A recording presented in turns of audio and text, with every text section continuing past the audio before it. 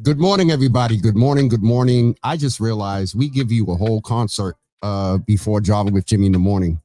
So we may amend that and cut that down a little bit. Good morning, everybody. It is Tuesday, June 11th, 2024. And we are here in the Java Cafe with Brother Rahsaan Hall. Calvin Feliciano and I, some years ago, gave him the title of bishop, a political bishop in the space of equity. He was very instrumental in ensuring that we knew the difference the DA made. I want to say he'll tell us, I don't know if that was 18, maybe, that when we did the difference, that he's shaking his head in the background. So that's when we did the difference the DA makes. He's also now involved in a movement, and many of you may have heard about this. It's a national movement called ranked choice voting. And so this morning I have the honor and pleasure of bringing my friend and brother in the room. He's no stranger to the Java Cafe. He's a charter member. He was here with us many times in COVID. I remember one time he came in and he came on screen and had an afro and everything. So what's up? What's going on, sir? Because I'm just remembering that day you popped on the screen. Didn't you have a dashiki on that day too? I did. Look, we were all going through during the pandemic. It was a rough moment. We were trying to make sense of the world, trying to survive and be in community. And your platform was critical to help people stay connected. So, hats off to you for all that you have done and what you've used your platform for, and how you are still here doing great work. I'm trying, man. I'm out here trying to increase the impact. And so one of the things that we do talk about in the work is around participating in an electoral process.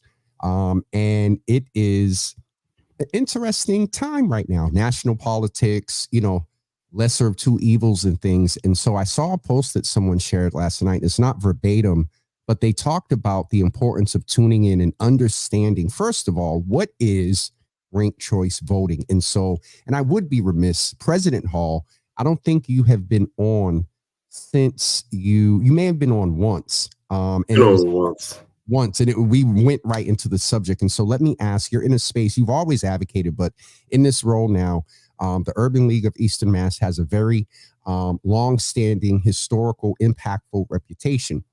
And so in that, I'm sure there's spaces and places that you were in before, but now there's a different role in the presidency. So I have to ask, how's Rahsaan doing?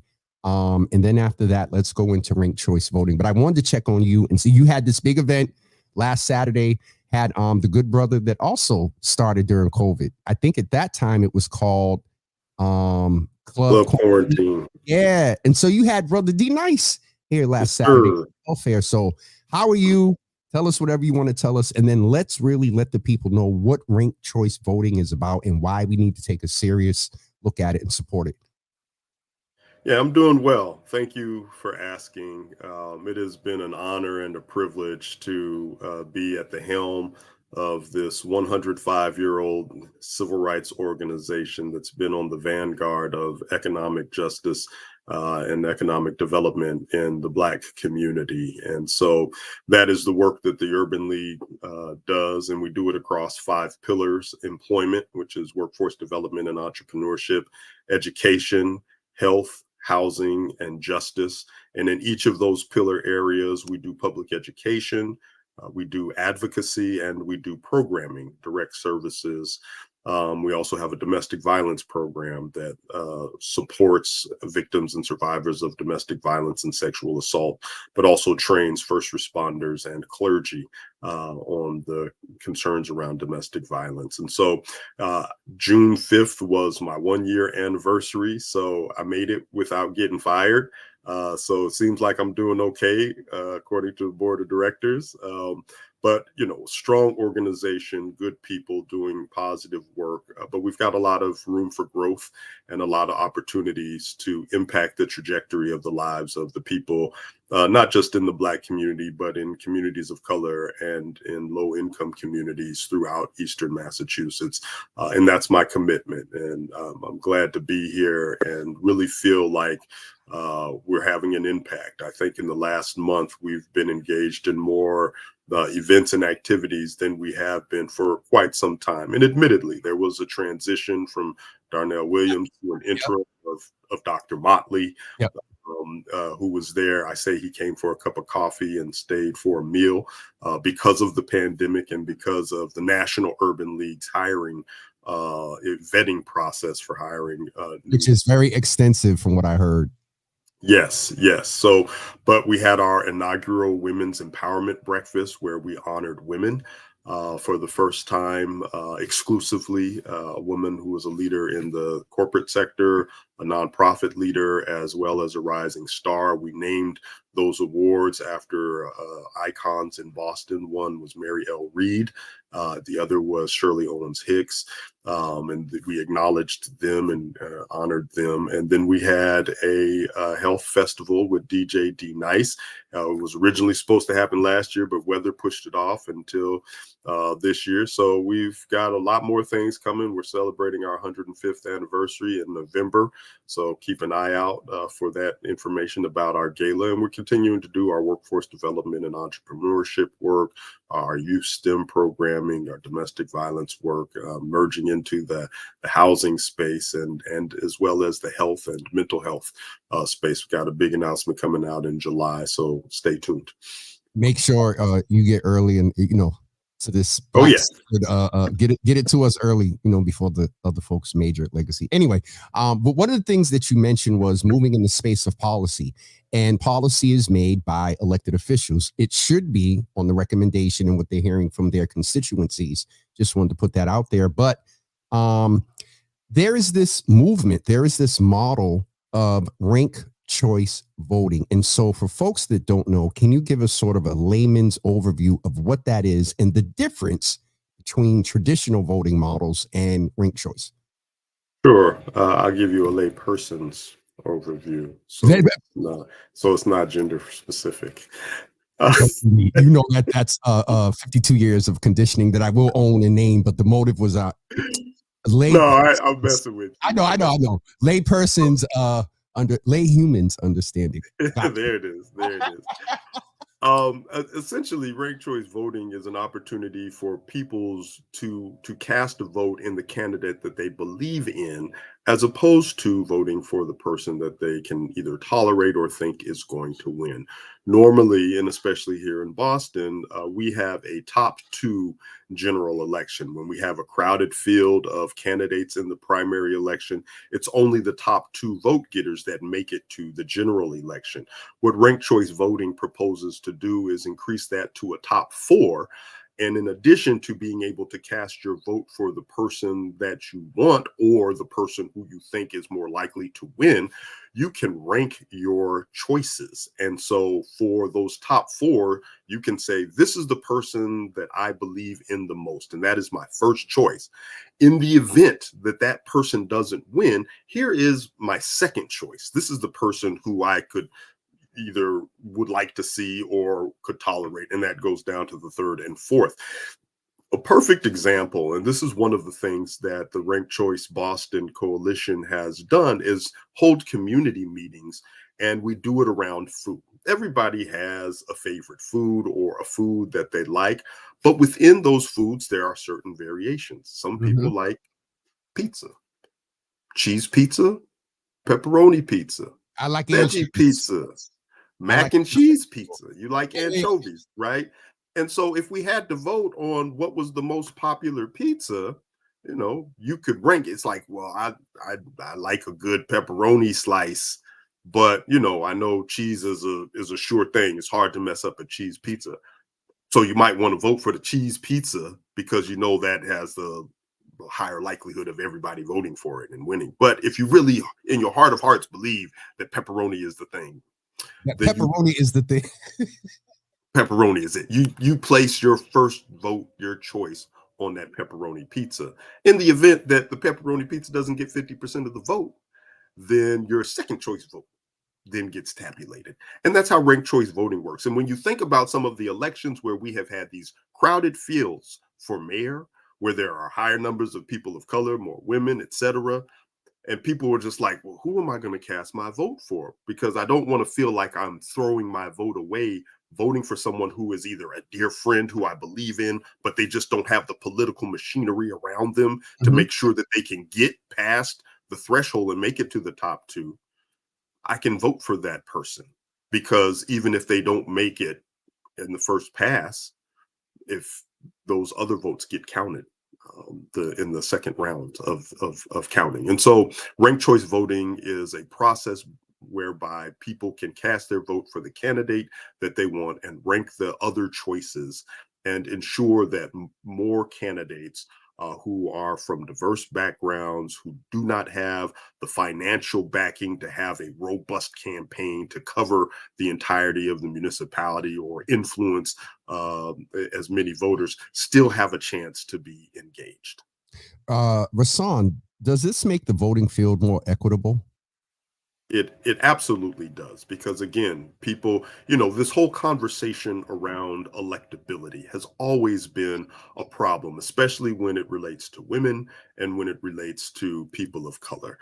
Are they electable? Well, I'm not going to waste my vote on somebody who isn't electable. It also deals with the issue of the so-called spoiler, right? Because people can cast their vote for the candidate whose philosophies and platform align with theirs, but in the event that person doesn't make the threshold of enough votes, then in the next round, their second choice vote gets counted. And that's what helps ensure that those quote unquote spoilers, or those underdog candidates, or those candidates who there's questions around their electability, either because they're a woman or a person of color, are able to engage and be considered. So a couple of layperson questions. Let's talk about the nitty gritty of actual election day. This passes, it happens. We're going to go into where this is in the legislative process, or if it's going to be a ballot question. I go into the booth. I'm used to picking one person, or if you're running, if it's city council, municipal election, which will be in next year. Or you can pick two if it's a primary. It varies on the position and the year of election, municipal versus state. I'm going into the booth. What does my ballot now look like? So your ballot, let's say, because this is ranked choice voting in Boston, it would, for residents of Boston, you're going to have a list of the top 4 candidates for mayor. And this again is in the general election in November. Let's look back at the last mayoral election. We had a field of We had Wu, Asabi George, Campbell. Who was another that was kind of placing? Janie, and there wasn't there, man? Or did we wind up with all women? We wound up with all women in the most viable?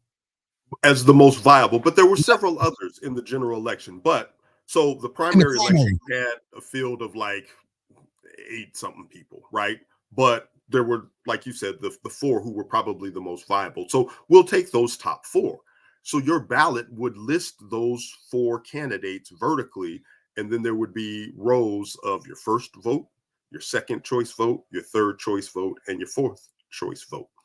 And the same thing for at-large city councilor. And so what happens is all those in the first round, it's like a runoff. The first round, if none of those 4 candidates get more than 50% of the vote, then they go to the second round. And then those second round counts those second place votes as well. The person who had the lowest number of votes is no longer considered. And so what it does, again, is people cast their first place vote for the person that they believe in, but their second place vote for the person that they are also aligned with, maybe not as strongly. And so what that does is it gives people an opportunity to feel like their vote is actually counting, because even if it isn't their first choice, someone else who they believe in is actually being considered as well. And the value of that, and the way that that impacts the electoral process, is candidates no longer can just campaign towards their base. they have to try to get a broader appeal, have a broader appeal to more people, because sometimes you can just write certain people off and say, well, they're not going to vote for me anyway. That part. But if you feel like you can get their second or third choice vote, so when we go to the second and third rounds of the runoff, if nobody ever gets past 50%, then that forces candidates to be More engaging, and more engaging to a broader swath of the electorate, whether they want to or not. I like how you said it forces them, because if they really want to win, that they have no choice. And the hope would be that somewhere in that engagement in their non-typical constituency, something would happen, a conversation or whatever, that may influence their policy. So it's actually good for the candidate. One clarifying question there for the layperson sort of process on election day: is this going to result, possibly, if no one gets a 50% in the general? Let's say that we got Campbell, Wu, Asabi George, but none of them made 50. Are we going back to the poll? No, because it's all, you've already marked it on your ballot. Here's So your it's first choice. So the process is through tabulation. If someone hits the 50, you don't need to tabulate and place the others.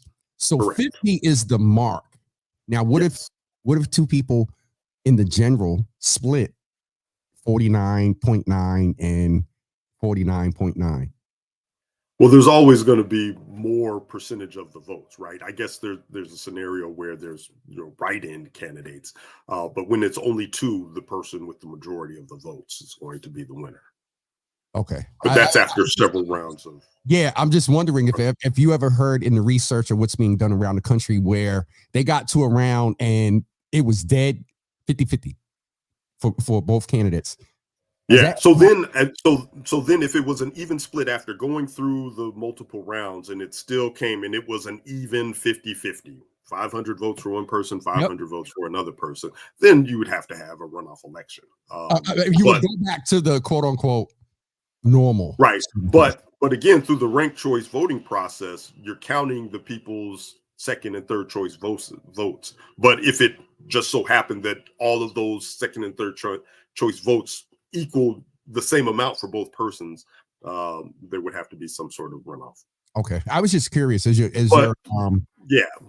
in the municipalities where they have ranked choice voting, that has not been the case. There's always a clear winner, even if it's by a margin. There's always a clear winner. Okay, Mike Knievy, who I'm sure you remember that name. When you talk about Boston political machines, you can't say that without saying his name, and it always came down to this one final thing. It comes down to one vote. And we know recently in past years, though it's the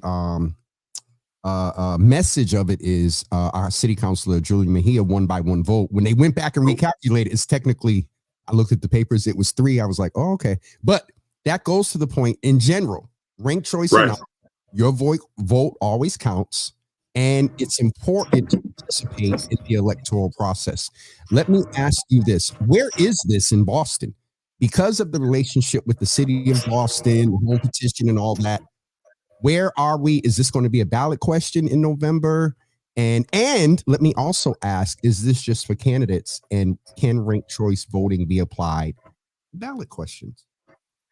So where it is procedurally, City Council President Ruth Z. Louis-Jean filed an ordinance yesterday. So this is a major. That's right. Yes. Yep. Yeah. So this is the Ranked Choice Boston Coalition is excited about that because we've got the support of the City Council President, City Councilors at large, Julia Mejia and Henry Santana. And the support of several other, they are the lead sponsors on the ordinance, and we have the support of several other city councils, and Mayor Wu is supportive of it as well. And so now that it has been introduced, it'll be voted on tomorrow. Our expectation is that it is going to pass, and then it moves on to Mayor Wu's desk for her to sign, and then it goes forward to the legislature as a home rule petition.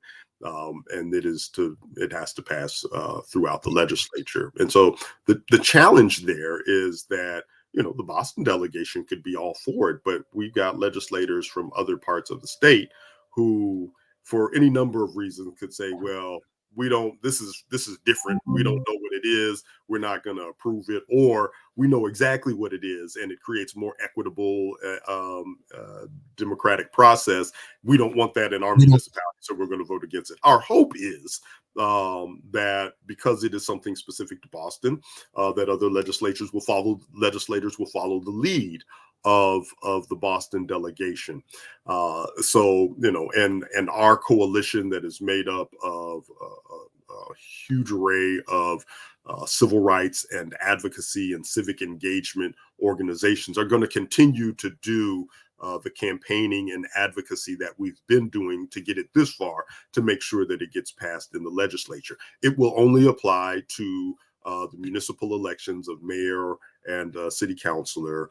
It could, I believe we'd have to do another home rule petition to move ballot initiatives. But again, it would only be at the municipal level. Now, whether or not this gets adopted at the state, that's a separate process for a separate time. But right now, we're just focused on Boston and making sure that it gets enacted here. Are there any states that are doing this across the state, or is, through most of your research and familiarity, is it really mostly within municipalities and counties? It's a lot of municipalities, but there's states like Hawaii and in parts of California. I'm drawing a blank offhand where the other. I'm just curious, when you mentioned, again, when you mentioned that the state may look at this and take it on, it, interesting if they do, good thing. And so I want to make sure that folks, so potentially this could be applicable for the primary in, well, we don't have a municipal here this year. So this wouldn't, they would basically, the election department would have almost a year to get ready, because there aren't municipal elections in Boston this year. This would be applicable for next, and which next year is a mayoral.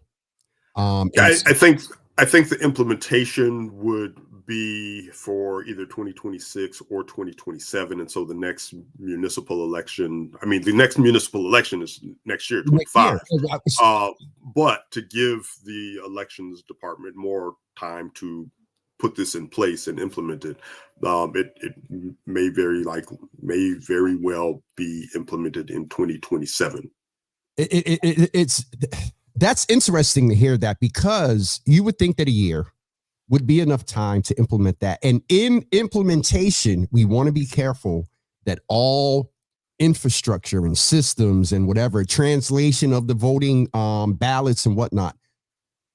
But I would think it just would be so awesome that in an election of a mayor and our city council, with this happening, that this is just James.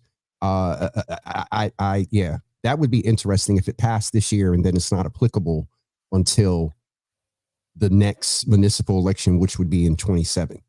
Right. And you never want to see a situation where a new process is implemented. It's rushed. Yeah, you gotta have that. Wasn't enough of a runway to a year. Sure. Yeah. Help me understand what within a year can't happen. Yeah, that's a question for the elections department, I think.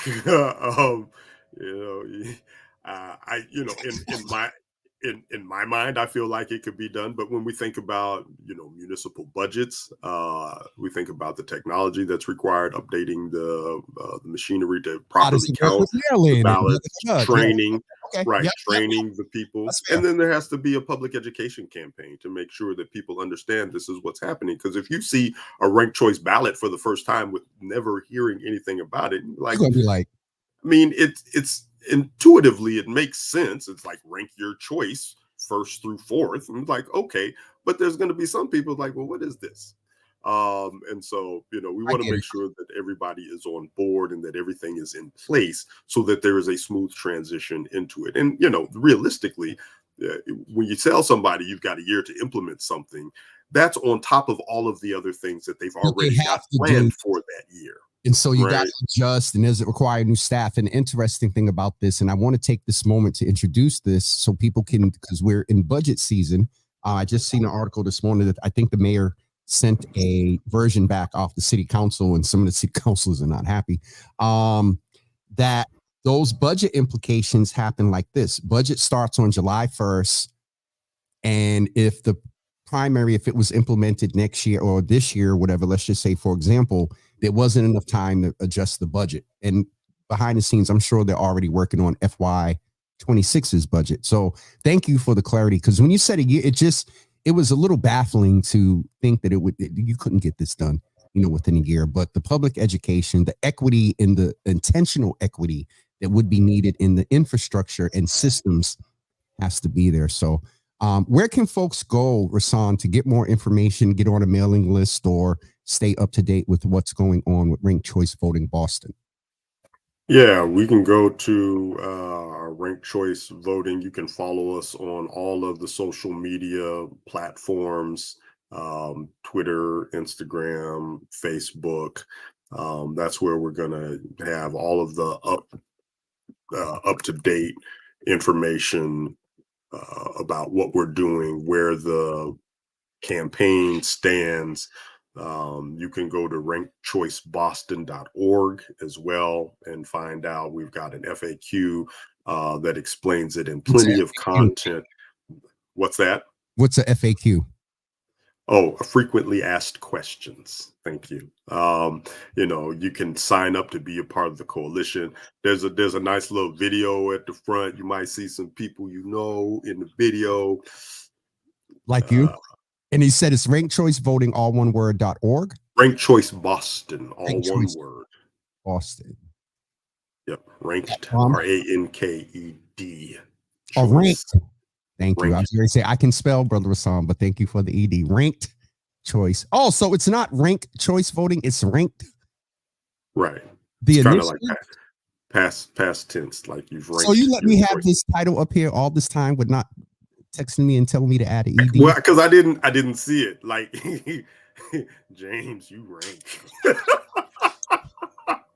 If y'all know me and Rahsaan, y'all know one of these moments we're going to happen. And oh, Jesus. All right. And Doug ain't text me anything. Hold on. Let me at least, so if they take a picture. Ranked. Okay. Now the initiative, just for clarity, is Ranked Choice Voting, not Ranked Choice. Correct. And all that. Correct. You're not trying to be with ranked people. My mama used to say that when I was a kid. I'd be outside playing, come in to musty. She'd be like, boy, you ranked. But we are ranking people. No, all right. Let me get back to make sure that folks know where to go to get the information. And so it's Ranked Choice Boston.com. .org. All right. I think I got it in here, right? I told you I needed to get the other pair of glasses and I didn't get a chance to get them. All right. I think this is, can you see it now? Yay. There it is. Ranked. Hold on. Let me take out the extra. Oh, shoot. It's too late. Y'all follow Doug. There's the Twitter account right there. To click and follow Ranked Choice Voting on Twitter. This one is the website, but I had an extra period in there, but it's rankedchoiceboston.org. So you can go there. Over on Instagram, Through Me to You Puppetry is asking how can people volunteer and get involved. So they can go to the website. They can DM on Twitter to volunteer. Yep.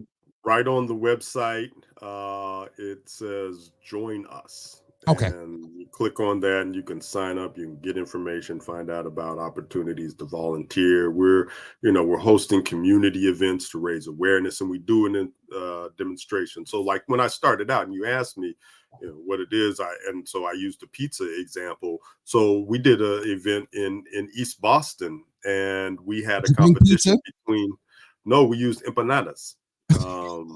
Listen. Look, you got to meet the people where they at. Come. And the options. Ooh, what were the ranking options? The options were carne. You see, I had to roll the R on there. Carne, the beef empanadas or steak empanadas, chicken, shrimp, and veggie. I dare say you had to have a vegan veggie option. I knew that was going to be the last one. Okay, so who won? I'm curious. Carne. I'm excited now. Carne empanadas. Who was second? Yeah. What? Chicken. And no third. Did you run it to a final two? Yeah, no, it was just to the final two because at first it was, I think, carne, chicken, and shrimp.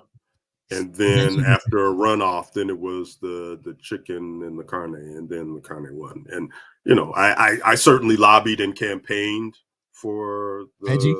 the no Oh, no the beef, man. Come on. Uh, although I'm trying to get this summer body right, so I'm trying to pull Lord, off the red meat a little bit. But Lord Jesus, just don't yep. rank while you're doing it. So, but people understood it that way. This is like because you got to taste all four, and then you got to rank them pursuant to what you liked the most. The chicken was a little dry, but you know, and it was also from a local establishment. So, but it was great, and it was a demonstration, experiential demonstration that helped people understand how it worked, but it also underscored the importance of it because we were in the community. Yep. East Boston, significant Latinx community, and you know, we had city councilor at large Mejia there, as well as at large city councilor Santana. Not dry chicken. Come on, when the chicken's dry, it's just it impacts your voting. But all that to say that chicken, like candidate. that is one way to get engaged. That's one way to get engaged. We're doing there's some canvassing. If you're in certain parts of the city, you'll see lawn signs for Ranked Choice Boston, because we really want people to understand what this is and know about it. And really, again, there is a public education campaign that we are engaged in. We're confident that it will pass the city council tomorrow. Yep, we did the patties in Roxbury. Again, meet the people where they at. You know, and we are hopeful that Mayor Wu will sign it. She has expressed support, and it's overwhelmingly popular in the city of Boston. Back when it was on a statewide ballot, 62% of Boston voters voted in favor of ranked choice voting. Unfortunately, the rest of the state, like 55% of the state, voted no. But we sense where Boston leads, the rest of the state will follow. I know that's a particular issue for the folks west of 495. The masses are going to like that statement, brother. I mean, well, you know, start implementing more ranked choice voting in some of the municipalities out there, and then we'll follow. Okay. We're going to get ready to let you go because we're about to get in trouble, Bishop. But no, I seriously thank you for the time, for coming. And making sure we understand this. Shout out to Ed and Doug and others that are over at Ranked Choice Voting that have helped leading this work. And when y'all go, Stephen, Lord, he's going to kill me. Stephen Pena, because the way his name is on Instagram, he said, "What's up, brother?" He said, "What up?" I said, "Hello" over on Instagram, and also through me to you puppetry. She wants a lawn sign, so DM them on Twitter. Through me to you puppetry. And she, I know her. Okay. And then she's typing, and Mayor Wu is on here tomorrow at 9:30. Good. You be sure to. I'm going to ask her. You know, is she on support of that? There's a lot to catch up with, but I will do my best to remember because I get excited and then I be forgetting stuff. I know. Just write yourself a note. Also, shout out to the others. So I'm one of the co-chairs of the Ranked Choice Boston Coalition. Cheryl Clyburn Crawford and Tanisha Sullivan from NAACP are also the co-chairs, and then Ed Shoemaker is the executive director of the coalition. So we got a strong team and a whole bunch of other organizations that are out here supporting this work and making sure that we're getting the word out. You know, you got JP, Dunk the Vote, NAACP, BT, Boston Teachers Union, JP Progressives, Brazilian Workers Center, all of these organizations, NEU4J, yeah. All right. Last thing. Yesterday there was this is impromptu, and I know you can speak to it. There was a heavenly birthday of a great legend within this city by the name of Charles Henry Turner. I just want to ask you, is there anything that you would like to say in reference to celebrating his legacy? Someone texted me when I put the post up, and they were basically like him, Sister Irvine, and a few others. He was right before COVID, but a lot of our icons, civic leaders and civil rights leaders transitioned in the past few years. And she challenged me to make sure that we keep their name going in their work. And so you would be the first that in that vein that I ask in reference to Chuck Turner, who I'm sure you're familiar with his work and knew him. And what is it that you would say about the great late Charles Henry, aka Chuck Turner? He was a giant man, despite his physical stature. He was a man with a giant heart for the community, and his sacrifices and commitments that he made. This is somebody who came here for an education, Harvard educated, I believe. Yep. Many people take that opportunity and go do something in the corporate sector, something that is high profile. This brother made it a commitment to serve his people with sweat equity, shoulder to shoulder, fighting the grassroots movements, the labor movements, the racial justice movements. He was right there on the front line, and most important, created pathways for the next generation of leaders. He inspired and promoted and guided and encouraged so many young activists who are out here now doing the work. The litany of people who can call the name Chuck Turner and say he inspired me. Aaron Tanaka, Mimi Ramos, Darren Howell, others that are out here just leading organizations and moving in unions, and it's definitely awesome. I just wanted to ask you to speak to that at that time. And his humility, right? That I always have respect for people who are a big deal but don't come off as a big deal. Yes, sir. Because it creates more access and opportunity for other folks to see themselves as a part of the movement. So enough respect, rest in heaven, appreciate his work, his legacy, and his heart. Rahsaan, thank you so much for being with us. Thank you for that tribute to the great late Chuck Turner as well. Keep us abreast, and Dr. Shoemaker knows how to reach us when y'all get ready to do that whole marketing thing and whatnot. Yes, sir. Here to support. And if you have anything on the Urban League side, Reynolds knows how to reach us. So let us know. Absolutely. All right. Thank you. Let's give the wife my best and my nephew as well. All right. Thank you, sir. Ladies and gentlemen, that was Rahsaan Hall from Urban League and Ranked Choice Voting. So we're going to get ready to go right before 9:44 when Alexa goes off. You all have a great day. We will see you tomorrow morning at 9 a.m. with the Coalition for a Resilient and Inclusive Waterfront from 9 to 9 a.m. And then at 9:30 a.m., Mayor Wu will join us, and we will check in with her about her support for Ranked Choice Voting, as well as a few other things. We haven't had the mayor on in a couple of months, and there is a lot to check in on. So we're going to check in with her tomorrow morning at 9:30 a.m. And I think Thursday you'll be back with just me. Shout out to Through Me. I need a shorter name. Through Me to You Puppetry over on Instagram. But thank you both for doing this segment. It is such it's such an important issue, and I am so glad other people are starting to learn about ranked choice voting. And thank Brother Rahsaan for the clarity. Because I know we rank people, so I was saying ranked choice, ranked past tense choice. Mother's Board, I have an assignment for you, a couple of prayer requests. The first one is from Sister Dina Tarver Marshall, who is a Java with Jimmy family member. She didn't put his name, but please pray for Dina's brother. She's asking for prayer for her brother. Also, a very good friend and sister that you all know and has been in here and shared information many times with us. She is now the probate court registrar.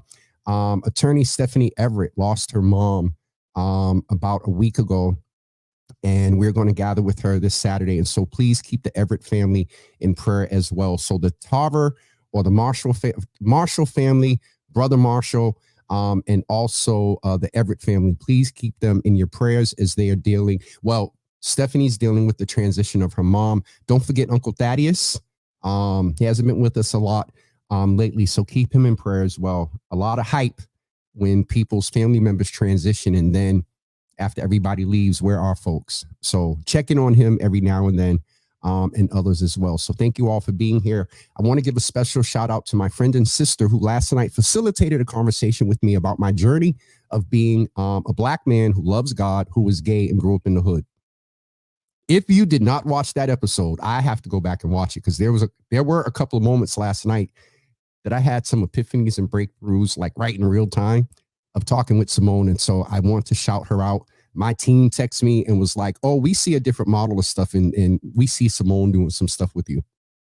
And so shout out to that good sister. Thank you so much for doing that. Dina is over on Instagram praying for Stephanie and her family. My condolences to her. Dina, can you type your brother's name in the comments so the mothers, or if you just want to put first initial Marshall, because I know sometimes there's sensitivity to privacy, but we can just say Brother Marshall, or let us know so the mothers know exactly who to pray for. And if you could let us know in the next couple of seconds. And I'm surprised Alexa didn't go off. The little button went on when I said the name, but I'm going to give Dina just a couple of seconds to see if she puts the names in. Luz is over on Instagram, and pray for Jam. JAM is what she typed on Instagram. So the Mother's Board and others that pray and send positivity towards his way. Jam, that's the name that you need to whisper in prayer and in your thoughts. It's good to see my sister Luz over on Instagram, a powerhouse. She's out here getting degrees and doing stuff. She's going to pop up somewhere doing something big and great, and we'll have her on. So good to see her in the room. And Dina, thank you so much for the clarity. Thank all of you for tuning in today. We'll see you tomorrow morning at 9 a.m. with the Coalition for Resilient Inclusive Waterfront. Looking forward to talking to Marcia.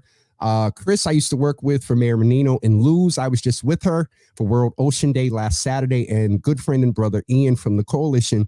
They'll be with us at 9 a.m. At 9:30, we'll chat with Mayor Wu, and we will ask her about ranked choice voting, among a few other things. All right, we'll talk to you guys soon. Have a great day, everybody, and we'll see you tomorrow morning at 9 a.m. Peace.